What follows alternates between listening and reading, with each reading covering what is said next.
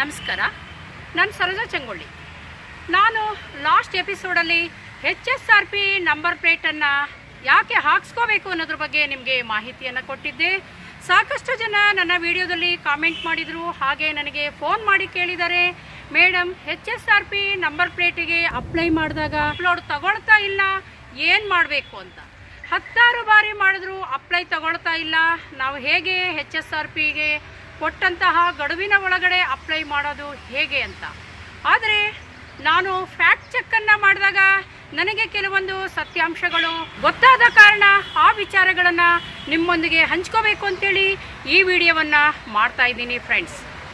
ಏನಂದರೆ, ನಾನು ಹಿಂದಿನ ವಿಡಿಯೋದಲ್ಲಿ ಹೇಳಿದ ಹಾಗೆ HSRP ಅಂದರೆ ಹೈ ಸೆಕ್ಯೂರಿಟಿ ರಿಜಿಸ್ಟ್ರೇಷನ್ ಪ್ಲೇಟ್ ಅಂತ. ಅಂದರೆ ಇದು ಕೇಂದ್ರ ಸರ್ಕಾರದಿಂದ ಆದೇಶವಾದಂತಹ, ಅಂದರೆ ಕೇಂದ್ರ ಭೂ ಸಾರಿಗೆ ಇಲಾಖೆಯವರು ಮಾಡಿದಂತಹ ಒಂದು ವೆಹಿಕಲ್ಗೆ ಒಂದೇ ನಂಬರ್ ಅನ್ನೋ ಒಂದು ರೂಲ್ಸನ್ನು ಜಾರಿ ಮಾಡಿರುವಂಥದ್ದೇ HSRP ನಂಬರ್ ಪ್ಲೇಟ್ ನಿಯಮ. ಈ HSRP ನಂಬರ್ ಪ್ಲೇಟನ್ನು 1/4/2019 ಇಸ್ವಿಯ ಒಳಗಡೆ ಖರೀದಿ ಮಾಡಿರುವಂತಹ ಎಲ್ಲ ವಾಹನಗಳಿಗೆ HSRP ನಂಬರಿನ ರೂಲ್ಸು ಅಪ್ಲೈ ಆಗುತ್ತೆ.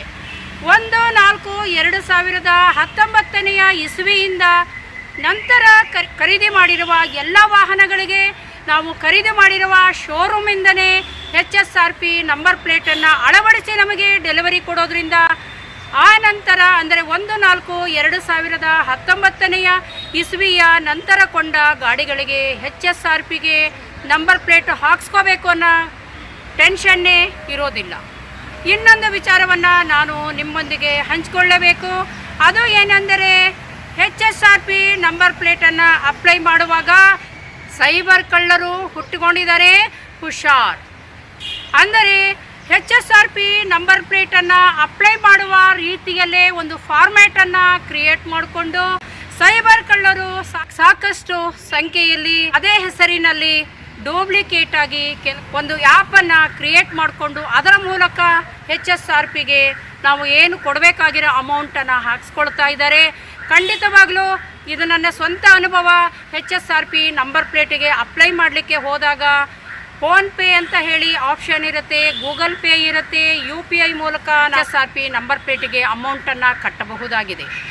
HSRP ನಂಬರ್ ಪ್ಲೇಟಿಗೆ ನೀವು ಅಪ್ಲೈ ಮಾಡಬೇಕಾದ್ರೆ ಅಧಿಕೃತವಾದ ಒಂದು ವೆಬ್ಸೈಟ್ ಇದೆ, ಅದು SIAM ಅಂತ, ಅಂದರೆ society of Indian motor vehicles manufacturer ಅಂತ. ಅಂದರೆ ನೀವು ಹೌ ಟು ಅಪ್ಲೈ HSRP ಅಂಥೇಳಿ ಗೂಗಲ್ ಕ್ರೋಮಿಗೆ ಹೋಗಿ ಹೊಡೆದಾಗ ಅದರಲ್ಲಿ SIAM ಬಿಗ್ ಲೆಟರಲ್ಲಿ ಬಂತು ಅಂದರೆ ಅದು ಅಧಿಕೃತವಾದ ಸರ್ಕಾರದಿಂದ ಮಾನ್ಯತೆ ಪಡೆದಂತಹ ರಿಜಿಸ್ಟ್ರೇಷನ್ ಆ್ಯಪ್ ಅಂಥೇಳಿ ನೀವು ತಿಳ್ಕೋಬೇಕು. ಹಾಗೆಯೇ ಇದು ಏನು ಬಹಳ ಕಷ್ಟ ಇಲ್ಲ ಫ್ರೆಂಡ್ಸ್. SIAM ಎಂಬ ಒಂದು ಗೂಗಲ್ ಕ್ರೋಮಿಗೆ ನೀವು ಹೋದಾಗ ಅಲ್ಲಿ ನಿಮ್ಮ ಹೆಸರನ್ನು ಕೇಳುತ್ತೆ, ಆ್ಯಪ್ ಓಪನ್ ಆದ ತಕ್ಷಣ. ಆಮೇಲೆ ಗಾಡಿ ನಂಬರ್ ಕೇಳುತ್ತೆ, ಯಾವ ಊರು ಅಂತ ಕೇಳುತ್ತೆ, ನಿಮ್ಮ ಫೋನ್ ನಂಬರ್ ಇತ್ಯಾದಿ ಡೀಟೇಲ್ಗಳು, ಮತ್ತು ನಿಮ್ಮ ಗಾಡಿಯ ಇಂಜಿನ್ ನಂಬರು, ಚಾಸಿ ನಂಬರು, ಯಾವ ಸ್ಟೇಟು, ನಿಮಗೆ ಹತ್ತಿರದಲ್ಲಿ ಇರುವಂತಹ ಯಾವ ಶೋರೂಮಿಗೆ ನೀವು ಸಂಪರ್ಕ ಮಾಡಬೇಕು ಅನ್ನೋದನ್ನು ಸಹ ಅದರಲ್ಲಿ ತೋರಿಸುತ್ತೆ. ಅದೇನು ಕಷ್ಟ ಇಲ್ಲ.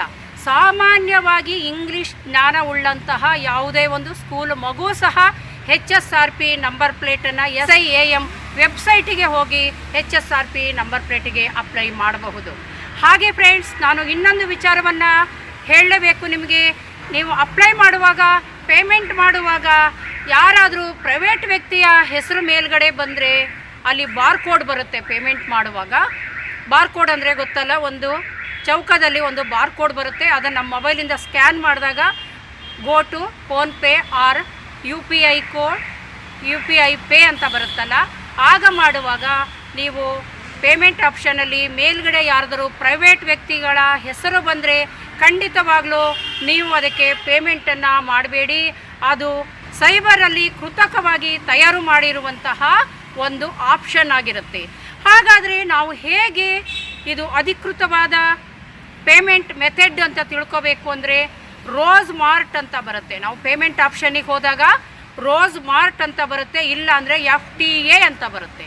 ಕರ್ನಾಟಕ ಸರ್ಕಾರದಲ್ಲಿ ಅವು ಎರಡೇ ಕಂಪನಿಗಳು HSRP ನಂಬರ್ ಪ್ಲೇಟನ್ನು ಪೇಮೆಂಟ್ ತಗೊಳ್ಳಿಕ್ಕೆ ಅವರು ಪರ್ಮಿಷನನ್ನು ಲೈಸೆನ್ಸನ್ನು ತಗೊಂಡಿರೋದ್ರಿಂದ FTA ಮತ್ತು ರೋಸ್ ಮಾರ್ಟನ್ನು ಎರಡು ಕಂಪನಿ ಹೆಸರು ಮೇಲ್ಗಡೆ ಬಂದಾಗ ನೀವು ಆ ಆಪ್ಷನ್ನಿಗೆ ಹೋಗಿ ಖಂಡಿತವಾಗ್ಲೂ ಭಯ ಪಡ್ದೇ ನೀವು ಪೇಮೆಂಟನ್ನು ಮಾಡ್ಬೋದು. ಅದರಲ್ಲೇ ಇರುತ್ತೆ ಕಾರ್ ವೀಲರ್ಗೆ ಆದರೆ ಯಾವ ರೇಟ್ ಇರುತ್ತೆ, ಹಾಗೆ ಟೂ ವೀಲರ್ಗಳಿಗೆ ಆದರೆ ಯಾವ ರೇಟ್ ಇರುತ್ತೆ ಅನ್ನೋದನ್ನು ಅಲ್ಲೇ ಅಮೌಂಟನ್ನು ಫಿಕ್ಸ್ ಮಾಡಿರೋದ್ರಿಂದ ನೀವು ಹತ್ತಿರದಲ್ಲಿ ಇರುವಂಥ ಶೋರೂಮ್ ನೇಮನ್ನು ಆಪ್ಷನ್ನಿಗೆ ಹೋಗಿ ಅಲ್ಲಿ ಕ್ಲಿಕ್ ಮಾಡಿ ಅಮೌಂಟನ್ನು FTA ಮತ್ತು ರೋಸ್ ಮಾರ್ಟನ್ನು ಮೇಲ್ಗಡೆ ಹೆಡ್ಲೈನ್ ಬಂದರೆ ಅವರಿಗೆ ನೀವು ಪೇಮೆಂಟನ್ನು ಮಾಡಬಹುದು. ಈ ಬಾರ್ಕೋಡ್ ಸ್ಕ್ಯಾನ್ ಮಾಡಿದಾಗ ಪ್ರೈವೇಟ್ ವ್ಯಕ್ತಿಯ ಹೆಸರು ಬಂದಾಗ ಖಂಡಿತವಾಗಲೂ ಪೇಮೆಂಟನ್ನು. ಇನ್ನೊಂದು ವಿಚಾರವನ್ನು ನಾವು ತಿಳ್ಕೊಳ್ಳಬೇಕು. ಈಗಾಗಲೇ ನಮಗೆ ಗಡುವು ಕೊಟ್ಟಿರೋ ಪ್ರಕಾರ 17 ಫೆಬ್ರವರಿ 2024ಕ್ಕೆ ನಾವು HSRP ನಂಬರಿಗೆ ಕೊಟ್ಟಂತಹ ಗಡುವಿನ ಒಳಗೆ ಅಪ್ಲೈ ಮಾಡಬೇಕು ಅಂಥೇಳಿ ನಿಯಮ ಇದೆ. ಆದರೆ ನಾನು ಫ್ಯಾಕ್ಟ್ ಚೆಕ್ ಮಾಡಿರೋ ಪ್ರಕಾರ ಇದಕ್ಕೆ ಸಾಕಷ್ಟು ಪ್ರಾಬ್ಲಮ್ಗಳು ಇದೆ. ಅಂದರೆ ನಮ್ಮಲ್ಲೇ ಇರುವಂತಹ RCಯ ಪ್ರಕಾರ ನಾವು HSRP ಕಾರ್ಡಿಗೆ ಅಪ್ಲೈ ಮಾಡಲಿಕ್ಕೆ ಹೋದಾಗ ಅದು ತಗೊಳ್ತಾ ಇಲ್ಲ ಅಂಥೇಳಿ. ನನಗೆ ಭಾಳ ಜನ ಕಾಮೆಂಟ್ ಮಾಡಿದ್ದಾರೆ, ಮೇಡಮ್ ನೀವು HSRPಯ ಬಗ್ಗೆ ವಿವರವಾಗಿ ಹೇಳಿದಿರಿ, ಅದೇ ಮೆಥಡಲ್ಲಿ ಅಪ್ಲೈ ಮಾಡೋಕ್ಕೆ ಹೋದಾಗ ಅಪ್ಲೈ ತಗೊಳ್ತಾ ಇಲ್ಲ ಅಂದರೆ ಇದು ಖಂಡಿತವಾಗಲೂ RTOದಿಂದ ಆಗಿರುವ ನ್ಯೂನ್ಯತೆ ಇರಬಹುದು. ಹಾಗಾಗಿ ನೀವು ಹತ್ತಿರದಲ್ಲಿರುವಂತಹ RTO ಆಫೀಸನ್ನು ನೀವು ಸಂಪರ್ಕ ಮಾಡಿ RCಯ ಪ್ರಕಾರ ನೀವು HSRPಗೆ ಅಪ್ಲೈ ಮಾಡಿದಾಗ ಅಪ್ಲೈ ತಗೊಳ್ಳಲ್ಲ ಅಂತ ಗೊತ್ತಾದರೆ ನಿಮ್ಮ ಹತ್ತಿರದಲ್ಲಿ ಇರುವಂತಹ RTO ಆಫೀಸನ್ನು ನೀವು ಖಂಡಿತವಾಗಲೂ ಸಂಪರ್ಕ ಮಾಡಲೇಬೇಕು. RTO ಆಫೀಸಲ್ಲಿ ಸಂಪರ್ಕ ಮಾಡಿದಂತಹ ಸಾಕಷ್ಟು ಗಾಡಿಗಳಿಗೆ ನನ್ನ ಕಕ್ಷಿದಾರರು ಹೇಳುವ ಪ್ರಕಾರ RCಯಲ್ಲಿ ಇರೋ ನಂಬರು ನಾವು ಟೈಪ್ ಮಾಡಿದ್ರೆ HSRP ವೆಬ್ಸೈಟಲ್ಲಿ ತಗೊಳ್ತಾ ಇಲ್ಲ. ಅಂದರೆ RTOದಲ್ಲಿ ಇರೋ ರೆಕಾರ್ಡ್ಗಳು ಡಾಟಾ ಎಂಟ್ರಿ ಮಾಡುವಾಗ ನಮ್ಮ ಹತ್ತಿರ ಇರುವಂತಹ RCಗೂ ಹಾಗೂ RTO ಆಫೀಸಲ್ಲಿ ಇರುವಂತಹ ನಮ್ಮ ಗಾಡಿಯ ರಿಜಿಸ್ಟ್ರೇಷನ್ ನಂಬರಿಗೂ ವ್ಯತ್ಯಾಸಗಳು ಕಂಡು ಬರ್ತಾ ಇದ್ದಾವೆ ಅಂಥೇಳಿ. ಇದು ಒಂದು ಭಾಳ ಗೊಂದಲದ ಗೂಡಾಗಿದೆ. RTO ಆಫೀಸಲ್ಲಿ ಡಾಟಾ ಎಂಟ್ರಿಯನ್ನು ಮಾಡುವಾಗ ಅಂದರೆ ನಮ್ಮ ಗಾಡಿಯ ಮಧ್ಯದಲ್ಲಿ ED ಹೊಡೆಯುವಾಗ AD ಆಗ್ಬೋದು, F ಹೊಡೆಯುವಾಗ M ಹೊಡಿಬೋದು, XYZ ಹೊಡೆಯುವಾಗ ZYX ಅಂತ ಎಂಟ್ರಿ ಆಗಿರ್ಬೋದು ಗಾಡಿಗಳ ನಂಬರುಗಳು. ಆಗ ನಮ್ಮ RCಗೂ ಮತ್ತು RTO ಆಫೀಸಲ್ಲೇ ಇರುವಂತಹ ನಮ್ಮ ಗಾಡಿಯ ಎಂಟ್ರಿಗಳಿಗೂ ವ್ಯತ್ಯಾಸ ಕಂಡು ಬಂದಾಗ HSRP ನಂಬರ್ ಪ್ಲೇಟನ್ನು ನೀವು ಬುಕ್ ಮಾಡಲಿಕ್ಕೆ ಬರೋದಿಲ್ಲ. ಇತ್ತೀಚೆಗೆ HSRP ನಿಯಮ ಬಂದ ನಂತರ ಈ ವ್ಯತ್ಯಾಸಗಳು ಕಂಡು ಬಂದಿರೋದ್ರಿಂದ ಸಾವಿರಾರು ಜನ ಈಗ RTO ಆಫೀಸುಗಳಿಗೆ ಹೋಗಿ ಇದನ್ನು ಸರಿಪಡಿಸಲಿಕ್ಕೆ ಅರ್ಜಿಯನ್ನು ಕೊಟ್ಟು ತಿಂಗಳಾಗಿದೆ, 2 ತಿಂಗಳಾಗಿದೆ, 3 ತಿಂಗಳಾಗಿದೆ, ಅಲ್ಲಿ ನಾವು ಬೆಂಗಳೂರಿಗೆ ಕಳಿಸಿದ್ದೀವಿ. ಪ್ರಾದೇಶಿಕ ಸಾರಿಗೆ ಅಧಿಕಾರಿಗಳಿಗೆ ಈ ಕರೆಕ್ಷನ್ ಮಾಡಲಿಕ್ಕೆ ಅಧಿಕಾರ ಇಲ್ಲ. ಹಾಗಾಗಿ ಫೈಲನ್ನು ನಾವು ಬೆಂಗಳೂರಿಗೆ ಕಮಿಷನರ್ ಆಫೀಸಿಗೆ ಕಳಿಸಿದ್ದೀವಿ. ಈ ಕರೆಕ್ಷನ್ನ ಮಾಡಲಿಕ್ಕೆ ಕಮಿಷನರ್ ಆಫೀಸಲ್ಲಿ ಮಾತ್ರ ಅವರಿಗೆ ಅಧಿಕಾರ ಇರೋದು ಅಂತ. ಅದರಿಂದ ಕನಿಷ್ಠ 3 ರಿಂದ 6 ತಿಂಗಳ ಸಮಯ ತಗೊಳ್ಳೋದ್ರಿಂದ ನಮಗೆ ಕೊಟ್ಟಿರುವ ಫೆಬ್ರವರಿ 17ರ ಗಡುವು ಮುಗಿತಾ ಇದೆ. ಹಾಗಾಗಿ ಆದಷ್ಟು ಬೇಗ ನೀವು ಹೋಗಿ ನಿಮಗೆ HSRP ಆನ್ಲೈನಲ್ಲಿ ಬುಕ್ಕಿಂಗ್ ತಗೊಳ್ತಾ ಇಲ್ಲ ಅಂದರೆ ಇಮ್ಮಿಡಿಯೇಟ್ ನಿಮ್ಮ ಹತ್ತಿರದ ಸಾರಿಗೆ ಅಧಿಕಾರಿಗೆ ಆಫೀಸನ್ನು ಸಂಪರ್ಕ ಮಾಡಿ ನಿಮ್ಮ ಗಾಡಿಗೆ ಏನಾದರೂ ನಂಬರ್ ಪ್ಲೇಟ್ ತಗೊಳ್ಳಿಕ್ಕೆ ಪ್ರಾಬ್ಲಮ್ ಇದ್ದರೆ ಅದನ್ನು ಕ್ಲಾರಿಫೈ ಮಾಡ್ಕೊಳ್ಳಿ ಅಂತ ಈ ಮೂಲಕ ನಿಮಗೆ ಹೇಳ್ತಾ ಇದ್ದೀನಿ. ಹಾಗೆ ವಾಹನ್ 3ಯಿಂದ ವಾಹನ್ 4ಗೆ ಡಾಟಾ ಎಂಟ್ರಿ ಮಾಡುವಾಗ ಮಾಡಿರುವ ಮಿಸ್ಟೇಕ್ಗಳಿಂದ ಗಾಡಿ ಓನರ್ಗಳು ಸಾಕಷ್ಟು ಹಾಗೆಯೇ ಗಾಡಿ ನಂಬರನ್ನು ಡಾಟಾ ಎಂಟ್ರಿ ಮಾಡುವ ಸಮಯದಲ್ಲಿ ಬೇರೆ ಬೇರೆ ಕಂಪನಿಯ ಕಾರುಗಳು, ವಾಹನಗಳು, 2 ವೀಲರ್ ಇರ್ಬೋದು, 4 ವೀಲರ್ ಇರ್ಬೋದು, ಡಾಟಾ ಎಂಟ್ರಿ ಮಾಡುವಾಗ ಗಾಡಿ ಸಂಖ್ಯೆಯಲ್ಲಿ ವ್ಯತ್ಯಾಸವಾಗಿ ಡಾಟಾ ಎಂಟ್ರಿ ಮಾಡುವ ಅಂಶಗಳು ಕಂಡುಬಂದಿವೆ. ಹಾಗೆಯೇ ಆ ಗಾಡಿಯ ಕಂಪನಿಯ ಹೆಸರುಗಳು ಸಹ ವ್ಯತ್ಯಾಸ ಬಂದಿರೋದ್ರಿಂದ ನಮ್ಮಲ್ಲಿರೋ RCಗೂ RTO ಆಫೀಸಿನ RCಗೂ ಟ್ಯಾಲಿ ಆಗ್ತಾ ಇಲ್ಲ. ಹಾಗಾಗಿ HSRP ನಾವು ಅಪ್ಲೈ ಮಾಡಿದಾಗ ಅದು ಅಪ್ಲೋಡ್ ತಗೊಳ್ತಾ ಇಲ್ಲ. ಹಾಗಾಗಿ ನೀವು ಆದಷ್ಟು ಬೇಗ ಈ ಥರ ಏನಾದ್ರು ವ್ಯತ್ಯಾಸಗಳಿದ್ದರೆ ಕ್ಲಾರಿಫೈ ಮಾಡಿಕೊಳ್ಳಿ, ದಂಡ ಕಟ್ಟೋದನ್ನು ತಪ್ಪಿಸ್ಕೊಳ್ಳಿ.